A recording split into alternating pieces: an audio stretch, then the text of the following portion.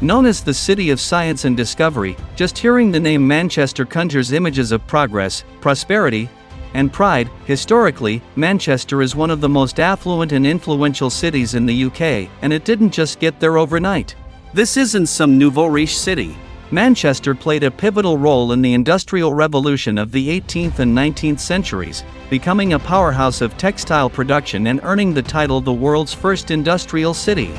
It was a hub of engineering, innovation, and mass manufacturing. Its strategic location, with access to canals, railways, and ports, made it a logistics stream, fueling an economic boom. Cotton mills popped up across the city, transforming Manchester into a commercial giant and attracting thousands of workers, accelerating urban growth. Today, even though the city has evolved beyond its industrial roots, the legacy of that era is still woven into the fabric of Manchester. If you ever visit this iconic city in the northwest of England, start with the Science and Industry Museum, a space that proudly showcases the golden age of textiles, a key force that once helped make Britain a global empire. Next, point your camera at the Midland Hotel, where over 118 years ago, Charles Rolls met Henry Royce, a meeting that led to the creation of Rolls-Royce, now one of the most prestigious car brands in the world. Or challenge yourself with the Manchester Metrolink, the largest tram network in the UK with over 99 stops. Ride through the city, soak in the scenery, and grab a Manchester tart while you're at it. Trust us, it's a journey worth taking, but let's be honest. You haven't really been to Manchester unless you've felt the football fever here, because when you say Manchester, the world hears football. This is the city of giants, the place where Red Devils once ruled the world, from the glory days of Sir Alex Ferguson, to the treble of '99 with the class of '92, and countless magical nights at the Theatre of Dreams. For Manchester City fans, the citizens, this is where their sky blue revolution began. From that unforgettable Aguero goal, to finally conquering Europe in 2022 to 2023. From mid-table mediocrity to absolute dominance over the past decade, it's no exaggeration to call Manchester the football capital of northwest England. In fact, on the city's own tourism website, Visit Manchester, there's a simple but powerful quote: "Manchester is synonymous with football. It's in our DNA. Football here isn't just a game. It's a way of life, an identity, a heartbeat that pulses through generations." And yet, for all its deep footballing heritage, Manchester actually has very few football clubs. It's true, while both Manchester United and Manchester City are nearly 150 years old and have more trophies combined than any other city in England, the total number of clubs here is surprisingly low. Look at the map.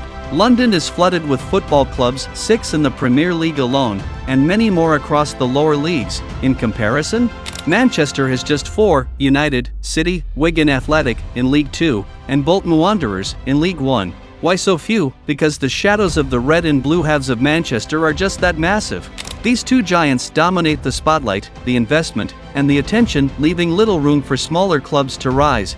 Their success also means intense competition, which makes it tough for any up-and-coming team to stand out, draw crowds, or attract funding. But even with fewer clubs, Manchester's football culture is electric. United fans are among the most passionate in the world, fiercely loyal, vocally proud, and willing to go to great lengths for their club. Whether it's defending players, criticizing ownership, or chanting "Glory, Glory Man United" from the terraces, their passion burns brightly, win or lose. And even now, post-Ferguson, through years of ups and downs, the belief in United's return to greatness never fades. To truly experience the football spirit here, walk. That's right. Unlike rainy, club-packed London, Manchester has milder rain, relatively speaking, and cooler summers. All you need is a good jacket and maybe a scarf. As you stroll toward Old Trafford, you'll feel it.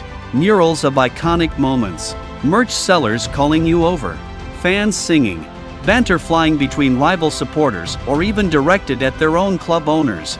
On derby days, things get wild. And yes, scuffles do happen. Welcome to Manchester. Step inside, and even if you're not a United fan, it's hard not to be overwhelmed by the majesty of the Theatre of Dreams. Sure, Old Trafford may be showing its age, but it remains sacred ground for any football lover. Can't get tickets? No problem. Head to one of the local pubs around the stadium to soak in the vibes. Try the Bishop Blaze, a fan favorite where the beer flows and the burgers are hot before and after matches. Or the Trafford, another legendary gathering point for the Red Army. But don't forget the blue half of Manchester. Just 15 minutes away by car sits the Etihad Stadium, home of the reigning Premier League champions, Manchester City. While Old Trafford carries the weight of history, the Etihad represents the future. Sleek, modern, ambitious. Fun fact, Old Trafford isn't even in Manchester City proper. It's technically in the borough of Trafford.